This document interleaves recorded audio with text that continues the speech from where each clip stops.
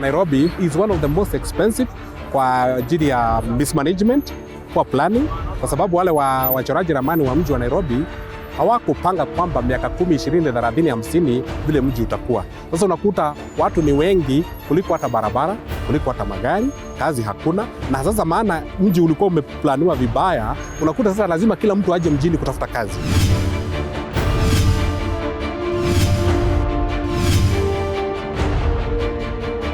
Sustainable city is a city whereby you can find people can be able to care for themselves and maybe earn good salary or something. There's a lot of exploitation, especially in the transport sector. There is no regulation.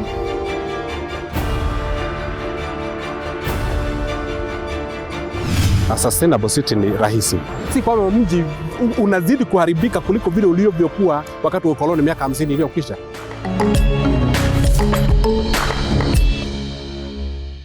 For one reason or another, most of us will spend part or the whole of our lives in cities. But how livable are our cities when it comes to resource use, social equity, carbon footprint, or even the daily commute? Welcome to Project Green. I'm Esther.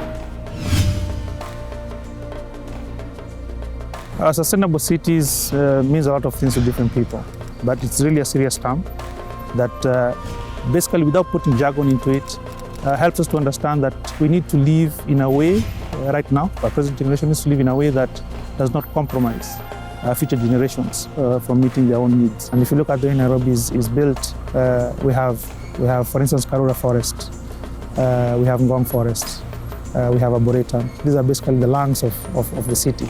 And when you have low green spaces, it also means that we are not able to absorb the amount of carbon emissions that come out, either mostly from industries and from our cars. Planning is just a tool that we can use to increase the efficiencies and make our cities more sustainable. If you look back, Nairobi was a well-planned city, but planning stopped. Planning is a continuous process. The last time that the municipal council put up houses is 1978.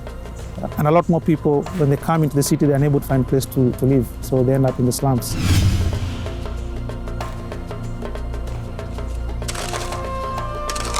Hii mambo ya ndio tuko na wale wadozi sawa wako na hapo hatuelewani, na hapo sasa inabidi nijivumilie. Sasa tuko different, juu wale wako rich na mimi niko poor.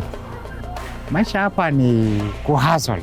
Maisha ni magumu kweli, na kama unaweza pata kidogo chako ukulange, hiyo ni rahisi, unaishi tu, yani software life. Kweli hakuna kazi, na mimi sisi sasa vile tunafanya ni kazi, kucreate kazi na tufanye kazi, na ndio maana sasa tuko kwa kazi kama hiyo, ndio certification hiyo ya ku clean toilet, something like that, ndio hiyo tunaweza fanya. Hata kama ni plumbing ikipatikana, plastering, anything. The city's supply was designed for a particular population. Yeah. The supply has not been upgraded. The pipelines are still the same size. The more and more boreholes were being developed, and there are no regulations actually to sort of manage the development of groundwater. We are actually mining, the groundwater, and that's when now sustainability becomes a problem. So it is not going to be sustainable, okay, unless we have more surface water, transfer, in Nairobi, because generally the Nairobi area has a water deficit over surface and groundwater.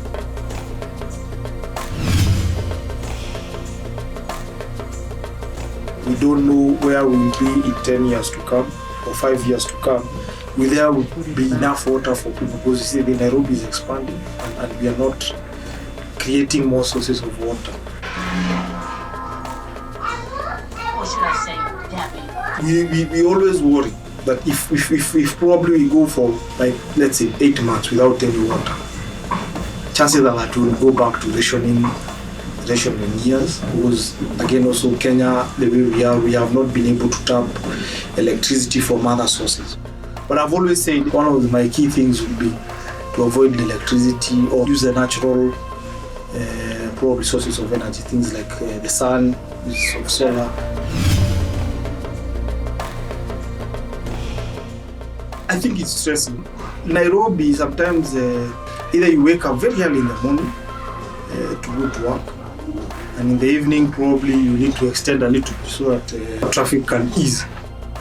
So if you quantify that in terms of probably how much you earn per hour, then times all these people who are actually on the road, you can imagine how much money you lose every single day. Driving in the city is a nightmare. It's chaotic sometimes. Like now, every roundabout has like 5 or 6 policemen who are just there. Everybody is actually managing his side of the road and all that. Then there's a senior officer there who is also doing the same thing. This new traffic system that they have put in place, they are not letting it work.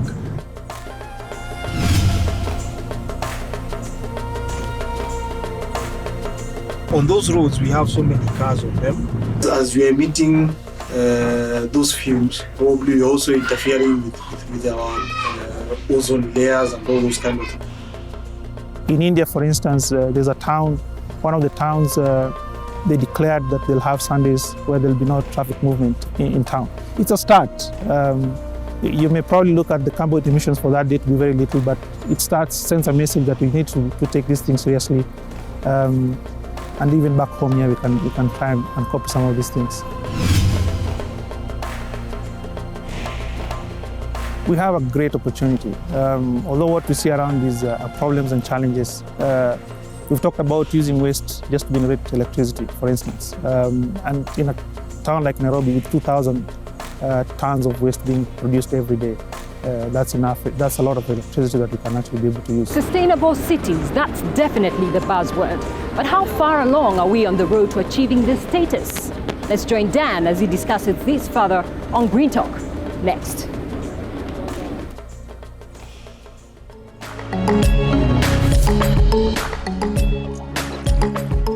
Now, the concept of sustainable cities evokes images of well-developed urban areas with impressive self-powering buildings along pleasant streets and green parks that are resilient to natural disasters while encouraging green behavior and the use of public transport. All this happening in an environment of clean air, water, and abundant renewable energy. Is this something that is possible to implement in Kenya? Well, in studio today to help us look at the realities on the ground, we have Simon Wachira, the team leader from Volunteers for Africa. Thank you. Simon, welcome to Green Talk. Thank you. Okay, on a scale of 0 to 10, how would you rate the city of Nairobi in terms of sustainability? 0 being, least sustainable and 10 being excellently sustainable. Well, frankly speaking, I can actually rate Nairobi at 3 to 4. Sadly, yeah. When you look at a lifestyle where people are actually not using energy-saving bulbs, they're not using energy-saving fridges, people are wasting food, people are not even managing the usual trash, yes, or even using water-saving technology. It's not very common in Nairobi yet. Mm-hmm. Okay, well, we seem to be in a very, bad situation. So is there any hope of turning this around and making Nairobi and other urban centers and cities in Kenya more greener and, more sustainable? Actually, thankfully, people are already starting quietly to embrace this sustainable living. There are some estates like in Nairobi where people are already adopting some of these sustainable living practices. I can actually give an example like Nyare Mbakasi, one of the biggest settlements in Nairobi, or even Hazina in South Bay, where people are already starting to sort waste. People are using drip irrigation to water their flower beds. Even from a cost perspective, when people are trying to save on cost, even on how much you spend, it's becoming quietly a lifestyle that people are adopting, and organizations are really trying to encourage people, even corporates are trying to encourage people to start living in sustainable lifestyles. All right. Looking at, let's take the examples of buildings. The buildings have been there. They're not green. Yeah. They're using a lot of energy, a lot of electricity is being used in these buildings to light. Yeah. Even during the day, it might cost you a fortune, and yet you already have what you have right now. So sometimes you might find that going green is actually quite expensive. Not really, even from a pragmatic point of view. Initially, the investment might be high, but if you look at how much you reap in the long term, in the long run, then it's easier to actually just bite the bullet now, so that probably 10 years from now, you'll be spending less in electricity bills, you'll be spending less in water bills and all that. Okay, you're talking about a personal sort of interaction with some of these strategies and technologies. But if you're going to tell me, instead of using my car to work, I should walk to work if it's not very far, or I should take public transport. The argument is that sometimes public transport is not too safe. It's very inconveniencing, it's a bit chaotic. And even where I'm supposed to walk, I'm sharing the same road with the car, the motorbikes, the cyclists. So it's not very encouraging, is it? In terms of basic infrastructure to make this work? Obviously, there's some infrastructural modification that really has to be done. And I'm glad a lot of these county governments are actually talking of really modernizing the infrastructure, because if you go to a lot of these countries outside Kenya, you realize they even have a footpath, they even have a lane for cyclists. And a lot of these countries, people rarely use their cars, or they use public transport. So even as we talk about urbanization and these mega projects are coming up in cities, I think there's a consideration that we need good infrastructure that is able to allow some of these concepts to really work. Lanes for cyclists, lanes for footpaths and all that, even a simple drainage system that works. Even in our shopping lifestyles, so that how many nylon papers do you usually get when you go to your usual supermarket? So that everything is actually put in like 10 nylon papers, and then you exactly, and it's all nylon, yes. And you've actually spent like 1,000. Yes. What if people just decide to carry bags to supermarkets, so that you actually say, for my stuff, I don't need nylon, put it here. Right. So that it's even cheaper even for supermarkets, you get. Okay. So bottom line is, it's cheaper, it's better for posterity, but there's an investment in attitude change, there's an investment in infrastructure, and there's even an investment in people educating each other on the benefits of this and why we need this for posterity as well. Thank you very much, Simon, for being on Green Talk today. Well, green living is definitely the way to go, and Green Park Estate in Machakos County is taking up the mantle in this regard. See and experience it on Green Hero right here after the break.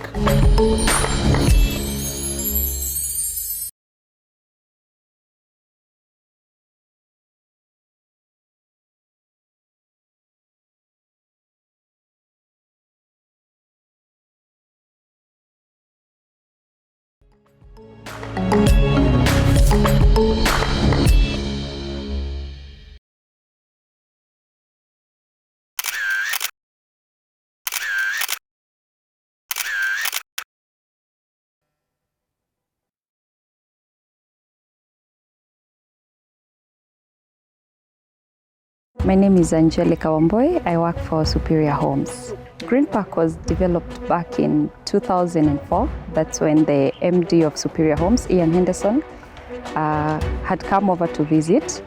And around the same time is when we had the new government of former President Mwai Kibaki had just taken over. And there was a lot of talk of the number of houses that were in deficit in the country.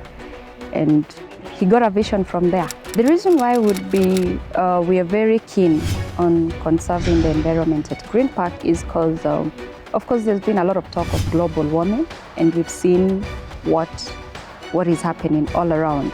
And so it's a matter of looking at it in terms of what can we start doing today that is going to save our environment tomorrow and even in the years to come.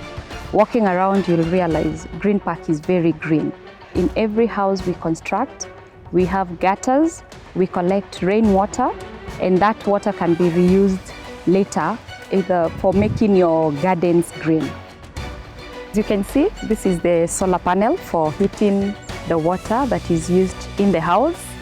So the bathroom water, the water coming from the tap, there's a particular tap which gives hot water. We also have the gutter, which we've put together, and in the gutter we have 2 tanks that are able to collect the rainwater. We have a number of trees on this area because this area has a lot of acacia trees, and at times you'll need to cut off a few trees when you're doing the construction. So we encourage that the residents also plant trees. You notice we have the picket fences to allow fresh air. Within Green Park, recently we undertook a very interesting project, and we're excited about it. We are actually monitoring it to see how it will work, and that is wind energy. So currently our show houses and our offices are all using power that is being generated from the wind. Everyone is busy doing their work, and even our lighting, as you can see, the bulbs are not any darker because it is wind. Our street lighting, we've done, we'd call it like a sample, a trial, and we've installed solar at the main gate of the estate. And so the first street lighting within the security gate are powered by the solar panel. The other thing we've done is we have a sewer treatment plant, so that we've not connected our main line to the Mavoko sewer line, but the whole sewer is collected at one place, and there's a process that takes place of treating the water. We have a plant of about 60,000 liters. Now, once the sewer from the estate comes here, we have a pump that will pump it into these 2 tanks. This is the area where there's the bacteria that helps to break down the sewer. From this tank, from these 2 tanks, it goes to the 3rd tank, and in this 3rd tank, that's where there's the aeration taking place. And from here, it collects the clean water into the last tank. And this last tank is where we inject the chlorine to clean out the water completely. And we have that water which is injected back into the environment. And at the entry of the estate, you'll realize it is green, and that's where the water is being used. On this tank here, this is where the sludge collects, and the sludge is recycled back into the septic. The other thing we've undertaken is, you notice most of the water, like 75% of the water used in the house is used for actually flushing the toilets. And to make sure we have clean water from the kitchen, we've put in a treatment plant called the reverse osmosis, which treats particular water, and it has a separate tap, so that the water you get from that particular tap has been treated for your cooking and for your drinking. So you really don't have to go buying the water being sold in the supermarkets. You have clean water right in your kitchen. Currently, we are strongly following up on having an area where we're going to be recycling our garbage, so that instead of having the garbage carried out and taken all the way, we're going to set up an area where we're going to have the waste sorted, and what can be recycled is recycled back. I believe it's very, very possible to have green living within the country. You only need to look at what you have and really, come together, put your hands together and work on it, and you're able to achieve it, yes. Sustainable city is a city with a high quality of life. You want to come to it. You have no issues perhaps in terms of diseases because of certain aspects. And one of the really concerned when you look at the city of Nairobi, it's how what I call the jungle of concrete has taken over the greenery. And therefore, in terms of the question, in terms of sustainability, I would actually rate Nairobi maybe 2 out of 10. We are far in terms of getting Nairobi as a sustainable city. And more so, we look at the rubbish, the garbage you have the lack of adherence to a clean environment, the impunity in terms of sustaining it. How do we sustain our city in terms of proper planning? How do we process in terms of cleanliness? How do we support our city in terms of planting greenery? So it's really starts with each one of us, whether in the Eastlands, whether you're in the Muthaiga, or wherever, and we come together, hold each other together, and we can bring Nairobi to its glory days of the green city under the sun.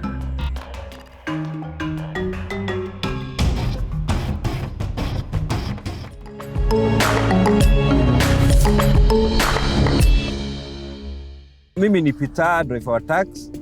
Nauliza ni nini inaweza kupunguza traffic kwa hii barabara zetu za Nairobi. The issue of traffic jam can be addressed using a kind of shift in paradigm of conventional thinking that you have to have a car.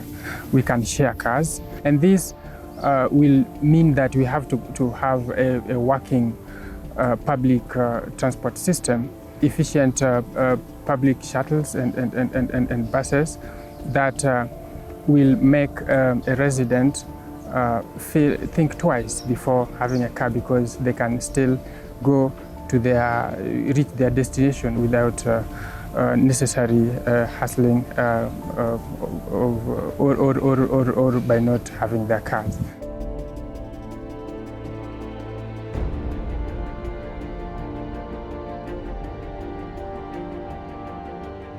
Well, that's it for this week. But question, what simple do-it-yourself strategies can we adopt to make our cities more sustainable? That's it for the day. Bye-bye.